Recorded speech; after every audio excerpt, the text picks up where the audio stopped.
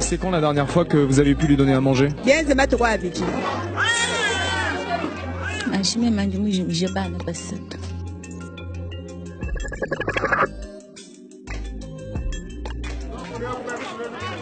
Nous sommes à Chikapa, dans la région du Kasaï, en République démocratique du Congo.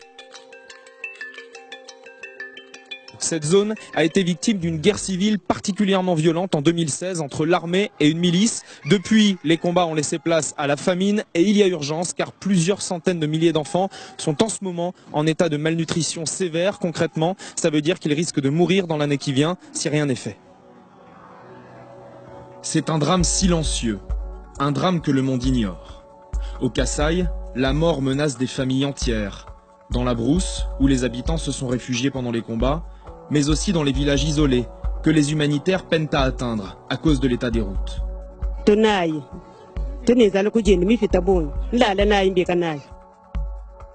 Quand on arrive sur place, les traces de la guerre sont toujours là. Des maisons détruites, des bâtiments criblés de balles et des militaires armés jusqu'aux dents. Les habitants ont peur et ils n'ont rien à manger. Les enfants sont les premiers touchés.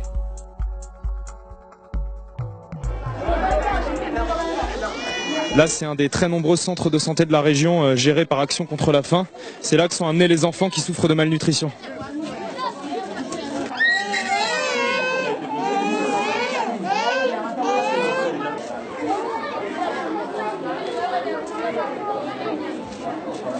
Bonjour. Bonjour. Hugo. Moi, c'est Fabien. Combien de personnes vous recevez dans ce centre à peu près tous les jours? En fait, tous les jours, nous avons une moyenne de 80 malades.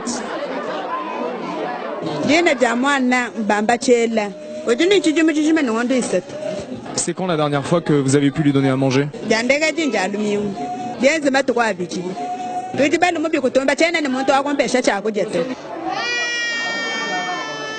La première chose que font les médecins quand un enfant mal nourri arrive ici, c'est prendre son tour de bras. C'est la première mesure qui indique si l'enfant est en état de malnutrition ou pas. Et là, en l'occurrence, il est en niveau rouge. Niveau rouge, c'est le pire niveau possible. Et puis, en plus de cela, il a aussi des œdèmes.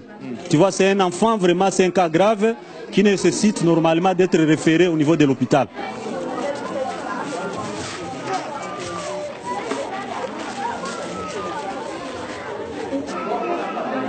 Cet enfant pèse 8,900 grammes. Et il a quel âge? L'enfant a 36 mois. 3 ans.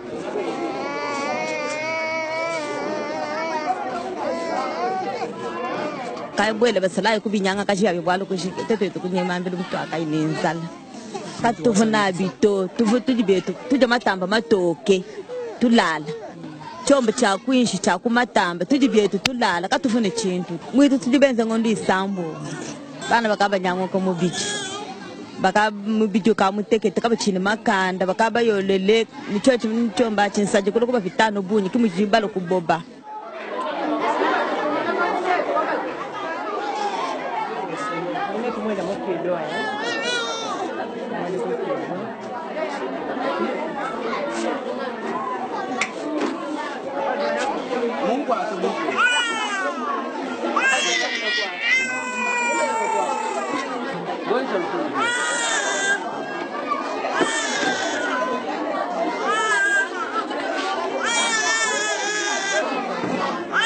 Donc le petit Joseph, il a 17 mois, 1 an et demi, et il pèse à peine 5,5 kg.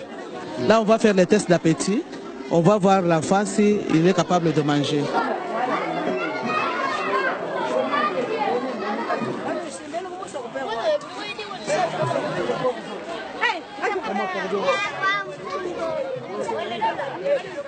Il arrive à se nourrir, non?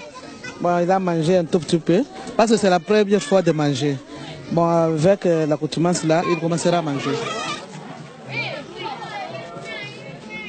Alors là, c'est une petite fille qui a 2 ans et demi, qui pèse à peine 6 kilos et qui est très faible, qui a notamment beaucoup de fièvre. Et le problème, c'est que les enfants malnutris, on ne peut pas leur donner de médicaments pour faire baisser la fièvre parce qu'ils ont déjà les reins très affaiblis. Donc, on peut juste leur mettre un petit peu d'eau froide sur la tête. Quand l'enfant est arrivé, l'enfant avait des édèmes partout, jusqu'au visage. Là, il y a déjà un retard de croissance qui pourra s'installer. Et puis même au niveau intellectuel, l'enfant ne sera pas bien développé. Oui. Est-ce que vous avez déjà perdu des enfants ici? Oui, nous en avons déjà perdu. Nous en avons déjà perdu 7 à 8 enfants depuis le mois d'octobre de l'année passée. Comment ça s'est passé, la fuite depuis votre village?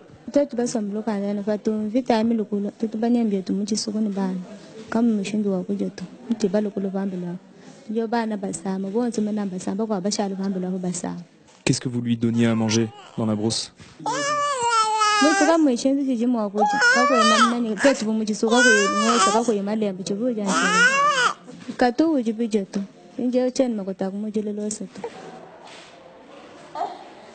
Le problème avec les mamans qui souffrent de malnutrition, c'est qu'elles n'ont plus assez de lait maternel pour nourrir leur bébé. Du coup, les infirmières utilisent une méthode avec une sonde pour faire croire à l'enfant qu'il tète sa mère, alors qu'en fait il tète du lait thérapeutique qui est dans la tasse, et ça permet de stimuler des montées de lait chez la maman.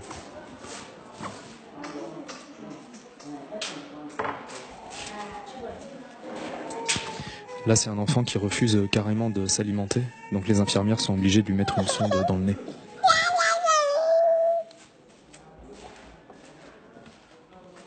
Mina, Min. Ah, Min.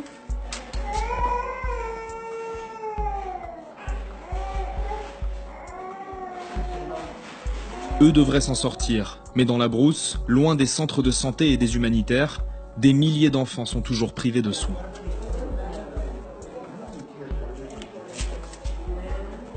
Certains adultes aussi sont dans un état de malnutrition sévère. On est avec Tumato qui a 20 ans.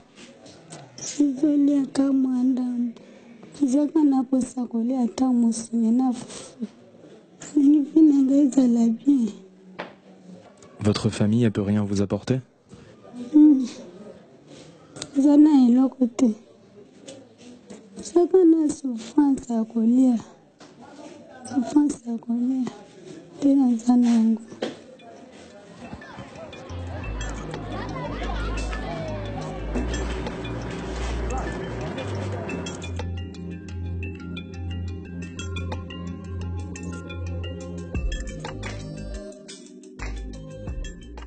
La guerre a empêché les villageois de cultiver pendant de longs mois. Du coup, il n'y a plus aucun stock de nourriture aujourd'hui. Les habitants mangent quand ils arrivent à récupérer quelque chose en ville ou quand les humanitaires leur apportent des rations. Mais il n'y a vraiment plus rien à l'intérieur des maisons.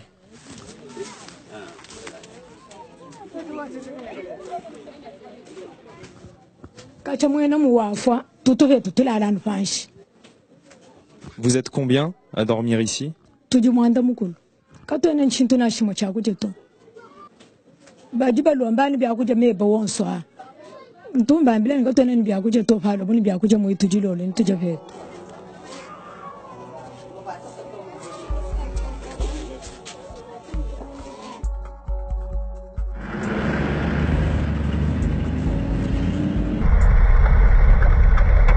Au Kasaï, les besoins sont tellement énormes que la plupart des zones ne sont pas couvertes par les humanitaires, mais il y a quand même quelques distributions de nourriture ponctuelles.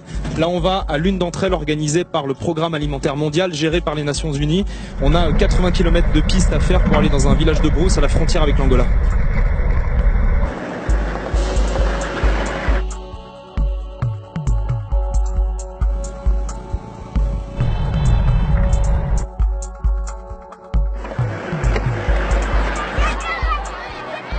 On vient d'arriver et il y a des centaines de personnes qui attendent depuis des heures au soleil pour récupérer leurs rations.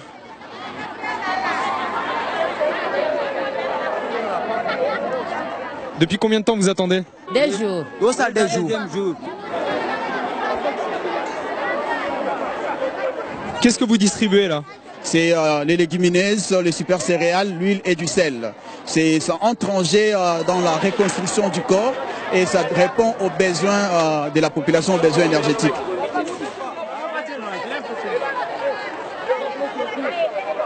Avec ce que vous allez récupérer aujourd'hui, pendant combien de jours vous allez pouvoir tenir? 4 mois.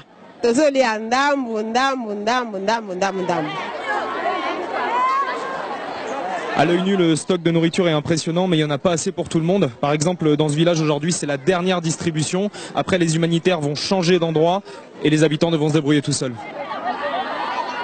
Ceux qui ont cultivé bitumba ezalaki bon moyen tout bando kende zamba ezalaki te tozo banga na baye kukuta na zamba wana bakati okingo. Aujourd'hui, c'est toujours risqué d'aller dans la forêt, d'aller dans les champs? Oui. Même aujourd'hui? Même les lopé batwaza na bobangi. Nini la kisiki esili.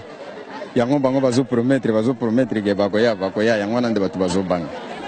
Et des raisons d'avoir peur, ils en ont tous.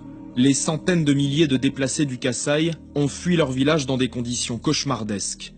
Les miliciens Kamina Nsapu ciblaient en priorité les militaires et les représentants de l'État. Et quand ils soupçonnaient des villageois de collaborer avec le gouvernement, ils les exécutaient. De l'autre côté, quand l'armée reprenait un village tenu par la milice, elle massacrait souvent tout le monde, sans distinction. Plusieurs villageois ont accepté de nous raconter les atrocités qu'ils ont vécues.